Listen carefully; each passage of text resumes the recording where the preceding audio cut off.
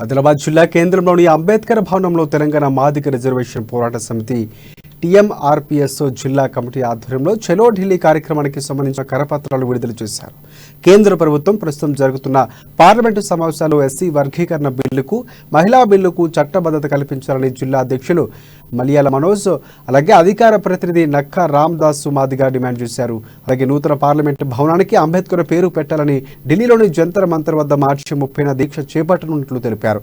జిల్లాలోని టీఎంఆర్పీఎస్ అనుబంధ సంఘాల నాయకులు అధిక సంఖ్యలో హాజరై విజయవంతం చేయాలని కోరారు.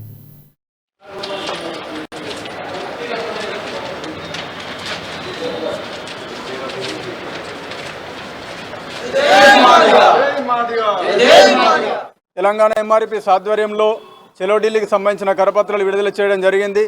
మరి ఏదైతే గత 27-28 సంవత్సరాలుగా ఎస్సీల యొక్క వర్గీకరణ చేయాలని చెప్పేసి మేము డిమాండ్తో ఈ యొక్క ఉద్యమం చేస్తున్నాము. మరి ఆ యొక్క ఉద్యమం ఇప్పటికి కూడా మరి గుర్తించడం లేదు. ప్రస్తుతం మరి కేంద్రంలో ఉన్నటువంటి బీజేపీ ప్రభుత్వం అధికారంలోకి వచ్చినటువంటి 100 రోజుల్లోనే వర్గీకరణ బిల్లు చేసి మాదిగ ఉపకులాలకు న్యాయం చేస్తామని మాట ఇచ్చింది, కానీ మరి నేటికి ఆ యొక్క మాటను పట్టించుకోవడం లేదు. మరి ఇప్పటికైనా కేంద్రంలో పూర్తి మెజారిటీతో ఉన్నటువంటి ఈ యొక్క బీజేపీ ప్రభుత్వాన్ని మేము కోరుతున్నాం.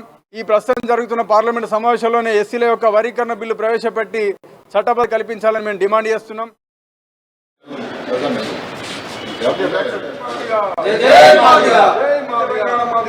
రిజర్వేషన్